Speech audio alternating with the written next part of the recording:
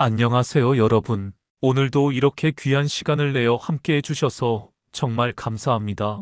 혹시 요즘 삶이 너무 힘드시지는 않으신가요? 마음이 무겁고 앞이 보이지 않고 모든 것이 버거우시지는 않나요? 아마도 오늘 이 영상을 보고 계시는 많은 분들이 그런 마음으로 이 자리에 오셨을 것 같습니다. 저도 목회를 하면서 정말 많은 분들을 만나 뵀는데 요즘 들어 특히 목사님, 삶이 너무 힘들어요라고 하시는 분들이 많아졌습니다. 건강 문제로 고생하시는 분들, 경제적인 어려움에 시달리시는 분들, 가족 관계 때문에 마음 아파하시는 분들, 외로움과 우울감에 빠져 계신 분들, 이런 현실 앞에서 그냥 믿음으로 이겨내세요. 하나님께 맡기세요라고 말하기에는 너무 마음이 아픕니다. 왜냐하면 여러분의 그 고통과 아픔이 얼마나 절실한지 알고 있기 때문입니다. 하지만 오늘 저는 여러분께 소망의 메시지를 전하고 싶습니다. 힘든 현실 속에서도 예수님 안에서 참된 기쁨을 찾을 수 있다는 것, 그리고 그 기쁨이 어떻게 가능한지를 성경 말씀을 통해 함께 나누고자 합니다. 빌립보서 4장 4절에서 사도 바울은 이렇게 말했습니다. 주 안에서 항상 기뻐하라. 내가 다시 말하노니 기뻐하라. 여기서 항상이라는 말이 중요합니다. 좋을 때만 기뻐하라는 것이 아니라 항상 기뻐하라고 하셨습니다. 그런데 더 놀라운 것은 바울이 이 편지를 언제 썼느냐는 것입니다. 감옥에 갇혀 있을 때였습니다. 자유도 없고 편의도 없고 미래도 불확실한 상황에서 항상 기뻐하라고 썼다는 것입니다. 도대체 무엇이 이런 기쁨을 가능하게 하는 걸까요? 오늘은 성경 말씀을 통해 삶이 힘들어도 예수님 안에서 기쁘게 사는 5가지 비결을 함께 나누어 보겠습니다. 첫 번째, 하나님의 무조건적인 사랑을 깨닫는 것입니다. 로마서 8장 38절에서 39절을 함께 보겠습니다. 내가 확신하노니 사망이나 생명이나 천사들이나 권세자들이나 현재일이나 장래일이나 능력이나 높음이나 깊음이나 다른 어떤 피조물이라도 우리를 우리 주 그리스도 예수 안에 있는 하나님의 사랑에서 끊을 수 없으리라. 여러분, 우리가 힘들어하는 이유 중 하나는 우리 자신을 조건부로 사랑한다고 생각하기 때문입니다. 내가 성공해야 사랑받을 수 있다. 내가 완벽해야 인정받을 수 있다. 내가 실패하면 버림받을 것이다. 이런 생각들이 우리를 짓누릅니다. 하지만 하나님의 사랑은 전혀 다릅니다. 우리의 성과나 상황과 상관없이 우리를 사랑하십니다. 우리가 건강할 때도, 아플 때도, 성공할 때도, 실패할 때도, 기쁠 때도, 슬플 때도 변함없이 사랑하십니다. 한 어머니가 계셨는데 아들이 사업에 실패하고 빚까지 지게 되었어요. 그 아들이 어머니를 찾아와서 어머니, 저는 이제 어머니의 자랑스러운 아들이 아닙니다. 이런 저를 어떻게 사랑하실 수 있겠어요? 라고 말했답니다. 그때 어머니가 뭐라고 하셨을까요? 얘야, 내가 성공해서 내가 너를 사랑하는 게 아니란다. 내가 내 아들이기 때문에 사랑하는 거야. 내가 아무리 실패해도 아무리 힘들어해도 너는 내 사랑하는 아들이야. 이것이 바로 하나님의 마음입니다. 우리가 하나님의 자녀이기 때문에 사랑하시는 것이지 우리가 뭔가 특별한 조건을 갖추었기 때문이 아닙니다. 요한일서 4장 19절에서 우리가 사랑함은 그가 먼저 우리를 사랑하셨음이라고 했습니다.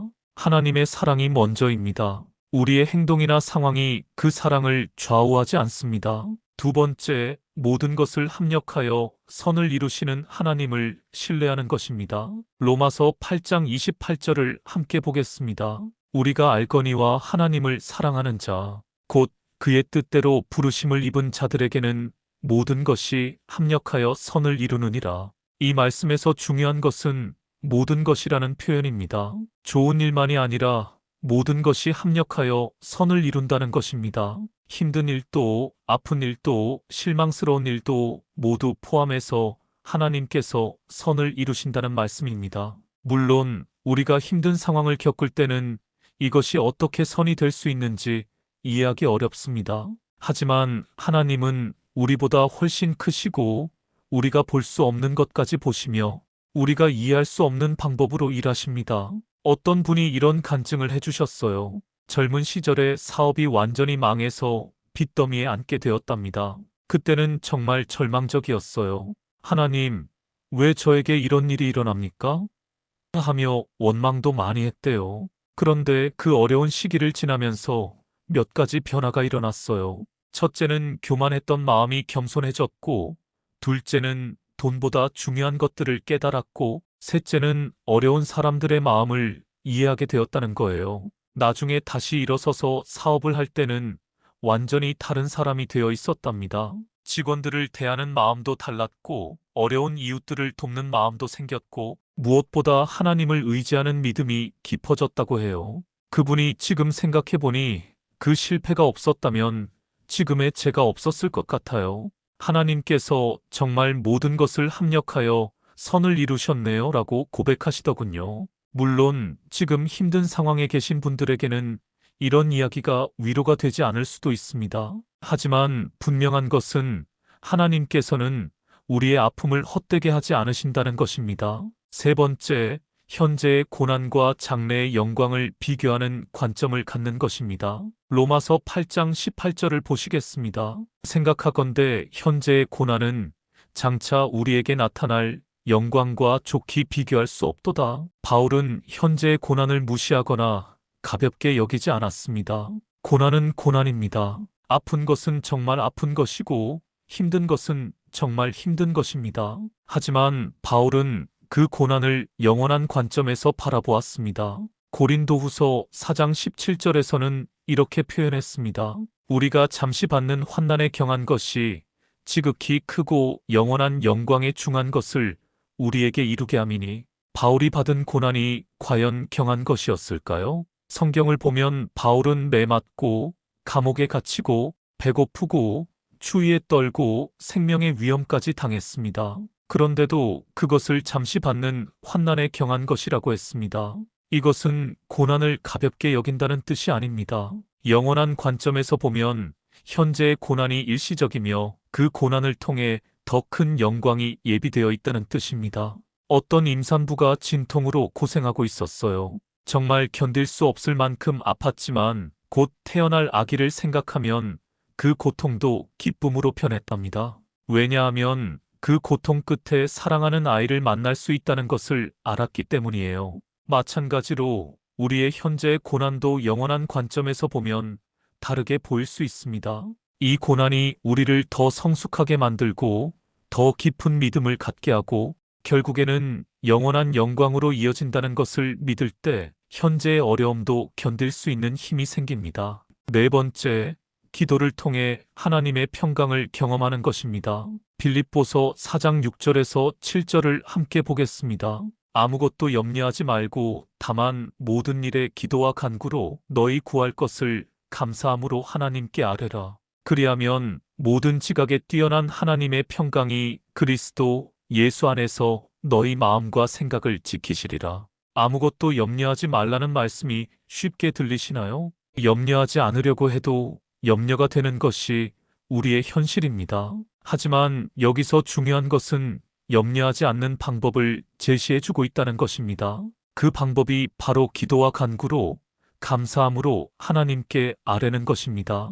그리고 그렇게 할 때 모든 지각에 뛰어난 하나님의 평강을 경험하게 된다는 것입니다. 모든 지각에 뛰어나다는 것은 우리의 이해를 초월한다는 뜻입니다. 상황은 하나도 변하지 않았는데도 마음에 평안이 오는 것, 논리적으로는 설명할 수 없는데도 염려가 사라지는 것, 이것이 하나님의 평강입니다. 한 할머니가 계셨는데 아들이 교통사고를 당해서 중환자실에 입원했어요. 의사는 생명이 위험합니다라고 했고 가족들은 모두 절망에 빠졌어요. 그런데 그 할머니만은 놀랍도록 평안했답니다. 사람들이 어머님, 어떻게 그렇게 평안하실 수 있어요? 라고 물었더니 하나님께 맡겨드렸거든요. 하나님께서 가장 좋은 길로 인도하실 거예요 라고 대답하시더래요. 그것이 바로 하나님의 평강입니다. 상황은 여전히 심각했지만 마음에는 설명할 수 없는 평안이 있었던 것입니다. 그리고 결국 그 아들은 기적적으로 회복되었답니다. 기도는 단순히 문제 해결을 요청하는 것이 아닙니다. 기도를 통해 하나님과 교제하고 하나님의 마음을 이해하고 하나님의 평강을 경험하는 것입니다. 다섯 번째, 동행하시는 성령님의 능력을 의지하는 것입니다. 요한복음 14장 16절에서 17절을 함께 보겠습니다. 내가 아버지께 구하겠으니 그가 또 다른 보혜사를 너희에게 주사 영원토록 너희와 함께 있게 하리니 그는 진리의 영이라. 예수님께서는 우리를 혼자 두고 가지 않으셨습니다. 성령님을 보내주셔서 우리와 영원토록 함께 있게 하셨습니다. 이것이 얼마나 놀라운 약속인지 아십니까? 우리가 힘들어할 때 성령님도 함께 힘들어 하십니다. 우리가 슬퍼할 때 성령님도 함께 슬퍼하십니다. 우리가 외로울 때 성령님이 함께 계십니다. 혼자가 아닙니다. 로마서 8장 26절에서는 이렇게 말합니다. 이와 같이 성령도 우리의 연약함을 도우시나니 우리는 마땅히 기도할 바를 알지 못하나 오직 성령이 말할 수 없는 탄식으로 우리를 위하여 친히 간구하시느니라. 때로는 너무 힘들어서 기도할 말도 찾을 수 없을 때가 있습니다. 그럴 때 성령님께서 우리를 위해 말할 수 없는 탄식으로 간구하신다는 것입니다. 갈라디아서 5장 22절에서 23절에는 성령의 열매가 나와 있습니다. 오직 성령의 열매는 사랑과 희락과 화평과 오래 참음과 자비와 양선과 충성과 온유와 절제니 여기서 두 번째로 나오는 것이 희락, 즉 기쁨입니다. 성령님께서 우리 안에 계시면 그 결과로 기쁨이 나타납니다. 이것은 상황에 따른 기쁨이 아니라 성령님이 주시는 기쁨입니다. 어떤 분이 이런 간증을 해주셨어요. 암 진단을 받고 절망에 빠져 있었는데 기도하던 중에 갑자기 마음에 평안과 기쁨이 찾아왔다는 거예요. 상황은 하나도 변하지 않았는데도 말이에요. 그분이 그때 깨달았어요. 내 기쁨이 건강에 있었던 게 아니라 주님께 있었다는 것을요. 병이 있어도 없어도 주님이 계시니까 기쁠 수 있구나 하는 것을요라고 하시더군요. 이제 이 5가지를 어떻게 우리의 삶에 적용할 수 있는지 구체적으로 살펴보겠습니다. 첫째, 매일 하나님의 사랑을 확인하는 시간을 가지세요. 아침에 일어나서 첫 번째로 하는 일이 하나님의 사랑을 확인하는 것입니다. 하나님, 오늘도 저를 사랑해 주셔서 감사합니다. 어떤 일이 일어나도 하나님의 사랑은 변하지 않는다는 것을 믿습니다라고 고백하세요. 특히 힘든 일이 있을 때마다 이것을 기억하세요. 이 상황이 하나님의 사랑을 막을 수는 없다. 하나님은 지금도 나를 사랑하고 계신다. 둘째, 감사일기를 써보세요. 매일 저녁, 그날 하루 동안 감사한 일들을 적어보세요. 작은 것이라도 괜찮습니다. 오늘 아침 따뜻한 햇살을 볼 수 있어서 감사합니다. 가족이 건강해서 감사합니다. 맛있는 식사를 할 수 있어서 감사합니다. 처음에는 어색할 수 있지만 계속하다 보면 감사할 것들이 보이기 시작합니다. 그리고 감사가 우리의 관점을 바꿔줍니다. 셋째, 어려운 상황을 영원한 관점에서 바라보는 연습을 하세요. 힘든 일이 생길 때마다 이렇게 자문해 보세요. 이 일이 10년 후에도 중요할까? 100년 후에는 어떨까? 영원한 관점에서는 어떨까? 이것이 현재의 고난을 가볍게 여기라는 뜻은 아닙니다. 다만 더 큰 그림을 보라는 것입니다. 하나님의 계획 안에서 이 일이 어떤 의미가 있는지 생각해 보라는 것입니다. 넷째, 구체적이고 정직한 기도를 하세요. 하나님께 가식적인 기도를 할 필요가 없습니다. 하나님, 정말 힘듭니다. 이해할 수 없습니다. 화도 납니다. 하지만 하나님을 믿습니다. 도와주세요. 시편을 보면 다윗이 얼마나 정직하게 기도했는지 알 수 있습니다. 때로는 원망도 하고 절망도 표현하고 두려움도 털어놓았습니다. 그런 정직한 기도를 통해 하나님의 평강을 경험할 수 있습니다. 다섯째, 성령님의 도우심을 구하세요. 매일 아침 성령님, 오늘 하루 저와 함께 해주세요. 제가 혼자 할 수 없는 일들을 도와주세요. 저에게 기쁨과 평안을 주세요라고 기도하세요. 그리고 하루 종일 성령님을 의식하며 사세요. 지금 성령님이 나와 함께 계신다. 나는 혼자가 아니다라고 기억하세요. 이제 마지막으로 여러분께 꼭 드리고 싶은 말씀이 있습니다. 삶이 힘드신가요? 그것은 당연합니다. 이 세상에 고난 없는 삶은 없습니다. 예수님께서도 요한복음 16장 33절에서 세상에서는 너희가 환난을 당하나라고 하셨습니다. 하지만 그 말씀의 뒷부분을 보세요. 그러나 담대하라, 내가 세상을 이기었노라고 하셨습니다. 우리에게는 세상을 이기신 예수님이 계십니다. 여러분의 고통을 가볍게 여기는 것이 아닙니다.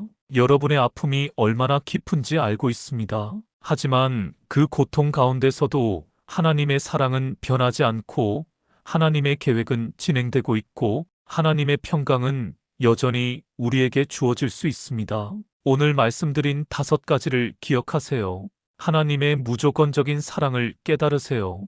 여러분의 상황이 어떻든 하나님의 사랑은 변하지 않습니다. 모든 것을 합력하여 선을 이루시는 하나님을 신뢰하세요. 지금은 이해할 수 없어도 하나님께서 가장 좋은 길로 인도하실 것입니다. 현재의 고난과 장래의 영광을 비교하는 관점을 가지세요. 이 고난은 일시적이지만 영광은 영원합니다. 기도를 통해 하나님의 평강을 경험하세요. 기도는 문제 해결의 수단이 아니라 하나님과의 교제입니다. 동행하시는 성령님의 능력을 의지하세요. 여러분은 혼자가 아닙니다. 성령님이 항상 함께 하십니다. 이렇게 살 때 여러분은 삶이 힘들어도 예수님 안에서 참된 기쁨을 경험하게 될 것입니다. 그 기쁨이 여러분의 얼굴에 나타나고 여러분의 말에 나타나고 여러분의 삶에 나타날 것입니다. 그리고 그 기쁨을 보는 사람들이 저 사람은 뭔가 다르다. 어떻게 저런 어려움 속에서도 저렇게 기쁠 수 있을까? 라고 물을 것입니다. 그때 여러분은 예수님을 증거할 수 있는 기회를 갖게 될 것입니다. 베드로전서 3장 15절에서 너희 마음에 그리스도를 주로 삼아 거룩하게 하고 너희 속에 있는 소망에 관한 이유를 묻는 자에게는 대답할 것을 항상 준비하되라고 했습니다. 여러분의 기쁨이 다른 사람들에게는 소망의 증거가 될 것입니다. 나도 저렇게 살 수 있을까? 나도 저런 평안을 가질 수 있을까? 하며 예수님을 찾게 될 것입니다. 힘든 상황 자체가 우리의 원수가 아닙니다. 오히려 그 상황을 통해 하나님을 더 깊이 경험하고 더 성숙한 믿음을 갖게 되고 다른 사람들에게는 소망의 증거가 될 수 있습니다. 물론 이것이 쉬운 일은 아닙니다. 한순간에 모든 것이 바뀌지도 않을 것입니다. 하지만 포기하지 마세요. 조금씩 한 걸음씩 하루하루 이 말씀들을 실천해 보세요. 그리고 기억하세요. 여러분은 혼자가 아닙니다. 하나님이 함께 하시고 성령님이 함께 하시고 예수님이 함께 하십니다. 또한 같은 믿음을 가진 형제자매들이 여러분을 위해 기도하고 있습니다. 마지막으로 잠언 17장 22절의 말씀을 나누며 마무리하겠습니다. 마음의 즐거움은 양약이라도 심령의 근심은 뼈를 마르게 하느니라. 하나님께서 주시는 마음의 즐거움, 그것이 우리에게 양약과 같습니다. 몸의 병도 낫게 하고 마음의 상처도 치유하고 인생의 활력도 되찾게 해줍니다.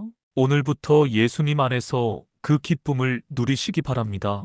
하나님께서 여러분과 함께 하실 것입니다. 이제 기도로 마무리하겠습니다. 사랑하는 하나님 아버지, 오늘도 귀한 시간을 허락해 주셔서 감사합니다. 삶이 힘들어 지쳐있는 많은 분들에게 오늘 말씀을 통해 소망과 기쁨을 주셔서 감사합니다. 주님, 저희가 때로는 현실의 무게에 눌려 주님을 바라보지 못할 때가 있습니다. 어려운 상황만 보고 절망할 때가 있습니다. 그럴 때마다 오늘 말씀을 기억하게 해주세요. 주님의 사랑이 우리의 상황보다 크다는 것을, 주님께서 모든 것을 합력하여 선을 이루신다는 것을, 현재의 고난은 장래의 영광과 비교할 수 없다는 것을 믿게 해주세요. 기도를 통해 주님의 평강을 경험하게 해주시고 성령님의 동행하심을 날마다 느끼며 살 수 있게 해주세요. 그래서 어떤 상황에서도 주님 안에서 기쁨을 잃지 않는 저희가 되게 해주세요. 특별히 지금 이 시간에도 질병으로 고생하는 분들, 경제적인 어려움에 처한 분들, 가족 문제로 힘들어하는 분들, 외로움과 우울감에 시달리는 분들에게 위로와 힘을 주세요. 저희의 기쁨이 다른 사람들에게는 소망의 증거가 되고 복음을 전하는 통로가 되게 해주세요. 저희를 통해 많은 사람들이 주님을 알게 되고 주님 안에서 참된 기쁨을 발견하게 해주세요. 예수님의 이름으로 기도드립니다. 아멘. 오늘도 함께 해주신 여러분께 진심으로 감사드립니다. 삶이 힘드시더라도 오늘 나눈 말씀을 기억하시고 예수님 안에서 참된 기쁨을 누리시기를 축복합니다. 여러분은 혼자가 아닙니다. 하나님께서 여러분과 함께 하시고 성령님께서 여러분을 인도하실 것입니다. 그 사랑 안에서 평안하시고 소망을 품고 살아가시기를 기도합니다. 구독과 좋아요는 영상 제작에 큰 힘이 됩니다. 감사합니다.